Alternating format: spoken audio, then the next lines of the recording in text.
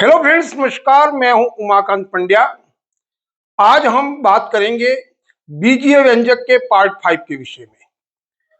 बीजीय व्यंजक के पार्ट 5 एक विशेष पार्ट है। यदि आपने उसको ध्यान से देखा तो आपके बीजीय व्यंजकों से संबंधित बहुत सारे डाउट दूर हो जाएंगे।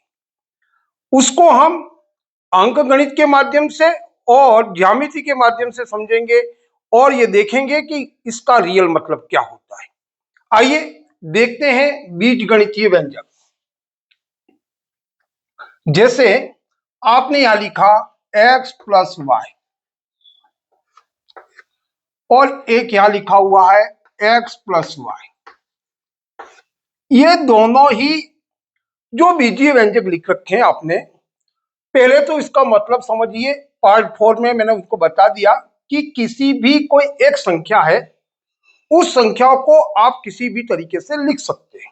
कल जैसे मैंने बताया कि 10 है, आप 10 को टुकड़ों के रूप में कैसे भी लिख सकते हैं। 10 को आप 6 प्लस 4 लिख सकते हो, 3 प्लस 7 लिख सकते हो, पर आप इसको 5 प्लस 5 के रूप में नहीं लिख सकते।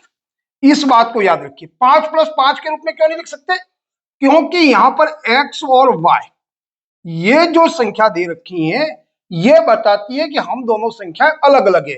यदि आपने x के बराबर 5 मान लिया तो फिर आप y के बराबर 5 नहीं मान सकते। y का मान आपका अलग होना चाहिए। पर यहां पर x को 5 मानने पर y अपने आप ही, अगर संख्या 10 होगी तो 5 आएगा, तो आप इसको 5 यहां पर नहीं मान सकते। आपको अलग संख्या माननी होगी, जिससे एक का x हो जाएगा, दूसरे का y हो जाएगा। ऐसा ही नहीं कि बड़ी संख्या आपको आगे माननी है। 4 प्लस 6 के रूप में भी आप उसको लिख सकते हो, पर शर्त यह है कि ये दोनों ही संख्या अलग होनी चाहिए, क्योंकि एक x है तो दूसरा y है। अब उसको हम अंक गणित के माध्यम से पहले समझते हैं, फिर उसको आगे देखेंगे, जिससे आपको सरलतापूर्वक ये बात समझ आएगी। x प्लस वाई, अब उस संख्या को हम यहां पर मान लेते हैं, ये संख्या 10 है, x प्लस वाई है और ये कोष्टक में बंद है। फिर इस x प्लस वाई का मतलब क्या हो गया? इसका मतलब, क्योंकि ये संख्या है वैसी ये संख्या है, इसका मतलब भी आपको हो गया 10। दूसरी बात क्या समझनी है? जब भी आपको इस प्रकार का सवाल आए, यहां कोई चिन्ह नहीं दे रखा है, या प्लस या माइनस नहीं दे रखा है, यानी आपको समझना है इस संख्या का इस संख्या में गुणा। इस बात को आप हमेशा ध्यान रखिए। यदि कोई चिन्ह दे रखा है, फिर प्लस दे रखा है, तो इस संख्या को आपको इस संख्या में जोड़ना है। यदि माइनस दे रखा है तो इस संख्या को इस संख्या में आपको घटाना है। पर अभी कुछ नहीं दे रखा है, यानी हम समझेंगे इस संख्या का इस संख्या में गुणा। अब इसका मतलब समझते हैं। हमने मान लिया ये दोनों संख्या है, ये भी 10 है और ये भी 10 है, पर इसको 10 के रूप में नहीं लिखा गया। इस 10 को यहां पर टुकड़ों के रूप में लिखा गया है। इस 10 को भी यहां टुकड़ों के रूप में लिखा गया। अब देखिए, 10 के हम दो टुकड़े कर देते हैं अपनी मर्जी से। यहां मान लो मैंने मान लिया 7 प्लस 3, यानी कि x के बराबर मैंने 7 मान लिया और y के बराबर मैंने 3 मान लिया। इन दोनों को यहां, क्योंकि x के बराबर 7 मानने पर यहां 7 आएगा, प्लस y के बराबर मैंने 3 मान लिया, यहां 3 आ जाएगा। 7 प्लस 3 बराबर 10, ये वैल्यू अभी बनी हुई है।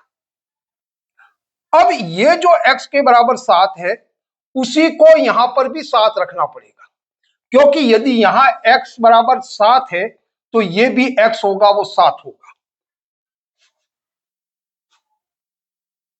इस 10 को भी हमने 7 प्लस 3 के रूप में लिख दिया। अब क्योंकि 10 10 थे आपके पास में शुरुआत में, यहां ये भी 10 थे और ये भी 10 थे। अब आपने इसके स्वरूप को बदल दिया। यदि इस स्वरूप को आपने जान लिया, कोष्टक में बंद का मतलब आपको हमेशा ये समझना है, किसी संख्या के आप कितने भी टुकड़े कर सकते हैं। हम अधिक टुकड़े करके भी किसी सवाल में देखेंगे और उसको हल करेंगे। अभी मान लीजिए ये 10 है और ये 10 है, इनके बीच में गुणा है, यानी कि ये 10 और 2 कितना हो गया? 100। यदि हमने इसके भी टुकड़े किए हैं तो इसका मतलब भी क्या होना चाहिए? 100। अब देखिए कैसे हल कैसे करते हैं। आपको कल मैंने चिन्हों के बारे में बता दिया। पहले हम चिन्हों को देखेंगे। एक संख्या का हम यहां पर दोनों संख्या में गुणा करेंगे, पर क्या होगा? एक संख्या को गुणा करने पर, यहां देखिए दोनों संख्या में गुणा करने पर 7 का गुणा 10 में हो जाएगा। पर हमको तो यहाँ 10 में 10 का गुणा करना है, इसलिए 3 शेष रह जाएगा। 3 का गुणा भी हम 10 के साथ करेंगे, 7 और 3 को मिला करके। देखिए कैसे करते हैं। पहले हम 7 ले लेते हैं। 7 का गुणा हम किस किस के साथ में करेंगे? 7 के साथ में करेंगे पहले तो इसका मान क्या आ जाएगा आपके पास में? 49। फिर इसी 7 का इसका गुणा हमने इसके साथ किया, फिर इसका गुणा हम इसके साथ करेंगे। 7 का गुणा हमने 3 के साथ किया, चिन्हों का ध्यान रखना, यहां प्लस यहां प्लस, प्लस प्लस प्लस हो गया, और आपने 7 का गुणा 3 के साथ में किया तो ये हो गया 21। इस तरीके से 7 का गुणा आपने दोनों संख्याओं में कर लिया। अब आप 3 का गुणा करेंगे 7 के साथ में, पहले 3 चिन्हों का ध्यान रखना, यहां प्लस है तो आपको प्लस बोलना, प्लस प्लस प्लस 7 और 3 का गुणा किया, यहां हो गया आपके पास में 21। अब 3 का गुणा फिर 3 के साथ करेंगे, प्लस प्लस प्लस 3 और 3 हो गए 9। अब आप इसको जोड़ दीजिए, क्योंकि इन सबके बीच में आप देखिए प्लस का चिन्ह है। आप यदि इसको इस तरीके से हल करते सीधे तो इसका हल किस तरह से होता? 7 का यहां प्लस प्लस प्लस प्लस आगे लिखने की जरूरत नहीं है, 7 में 7 का गुणा किया आपने तो यहां कितना हो गया? 49। प्लस प्लस प्लस 7 का गुणा 3 के साथ किया 21। यहां प्लस का मतलब ये संख्या दोनों जुड़ेंगी। अब 3 का गुणा 7 के साथ किया, यहां प्लस प्लस प्लस प्लस हो गया, 3 का 7 के साथ किया 21 हो गया, फिर प्लस प्लस प्लस 3 में 3 का गुणा किया तो ये 9 हो गया। आपको इस तरीके से दिखाने के लिए किया था, इसको हम लिखेंगे तो कुछ इस तरीके से लिखेंगे। तो आपको अब यहां पता चल गया कि इन सबके बीच में प्लस का चिन्ह आ रहा है, यानी कि यह जो संख्या है आपके पास में वो इस तरह से, और इन सबके बीच में जोड़ है तो हम इनको जोड़ के देखेंगे। 9 एक 10, 10 और 11, 11 और 9 कितने हो गए? 20। हासिल कितनी आ गई? 2, 2 और 2 4, 4 और 2 6, 6 और 4 कितना हो गया? 10। हमने टुकड़ों में करने पर भी ये जो संख्या थी उसी तरीके से हमने यहां पर मान प्राप्त किया। अब देखिए, हमने अंकगणित में इसको प्रूव कर लिया कि इन संख्या के टुकड़े के रूप में भी हम इसको इस तरीके से लिख सकते हैं। अब इनका गुणा कैसे करेंगे? x प्लस वाई का, वो देखिए, x प्लस वाई यहां ले लेते हैं और यहां ले लेते हैं x प्लस वाई। अब x का गुणा हम x के साथ में करेंगे। मैंने कल बताया जब गुणा करेंगे तो हमारे पास में x इंटू एक्स बराबर हो जाएगा x square. Plus plus plus का ध्यान रखना है, एक्स स्क्वायर। इसका गुणा जैसे हमने इसका गुणा इसमें भी किया था, इसका गुणा इसमें किया था, वैसे ही इसका गुणा इसमें करेंगे, इसका गुणा इसमें करेंगे। x और x का गुणा हो गया, एक्स स्क्वायर आ गया। अब देखिए x का गुणा हमने y के साथ किया, पर उसके पहले चिन्हों का ध्यान रखना है, यहां प्लस है, प्लस प्लस प्लस x और y का गुणा किया, ये हो गया xy। अब देखिए y का गुणा हम x के साथ करेंगे, पहले चिन्हों को देखेंगे, यहां प्लस है, प्लस प्लस प्लस x और y का गुणा किया, प्लस xy हो गया। यहां देखिए प्लस प्लस प्लस हो गया, y का गुणा हम y के साथ में करेंगे तो ये हो गया y स्क्वायर। अब आपके पास में कुछ इस तरीके से आ गया, ये आपका हल आ गया। अब आपको ये पहले हमने जैसे जोड़ की थी उसी तरीके से देखना, यहां तो हमारे पास में इस तरह का आया तो हमने गणित में पढ़ करके ये बता दिया कि इसके बीच में गुणा है। अब जैसे ही सामान्य प्लस माइनस की संख्या आए तो हमने पार्ट फर्स्ट सेकंड में जिस प्रकार से किया वैसे हल करना है। अब कौन कौन सी चीजें एक समान है? ये और ये दोनों एक जैसे हैं, तो आपको हल कैसे करना है? एक्स स्क्वायर, ये दोनों मिलकर के हो गए, प्लस है तो प्लस 2xy और यहां हो गया y स्क्वायर, ये आपका हल हो गया। अब ये चीज हमारे पास में इस तरीके से आ गई। अब हम इसका मतलब क्या समझ पा रहे हैं कि रियल में ये क्या है? क्या हमें पता है ये क्या लिखा हुआ है और हम इसका उपयोग किस तरीके से करते हैं? हम इसका उपयोग अंकगणित में और ज्यामिति में बहुत बेहतर तरीके से कर सकते हैं और हम इसको समझ भी सकते हैं। ये हमारे पास में एक तरह की की है, चाबी है। इसका उपयोग करके आप बड़ी से बड़ी संख्या का गुणनफल है वो प्राप्त कर सकते हैं। इसको हम देखेंगे, उससे पहले हम इसका थोड़ा सा ज्यामितीय रूप देख लेते हैं, क्योंकि हमने x प्लस वाई को यहां 7 प्लस 3 के रूप में लिया, तो 7 प्लस 3 का मतलब क्या होता है? 10। 7 प्लस 3 का मतलब क्या होता है? 10। 10 में 10 का गुणा, यानी आप क्या समझे?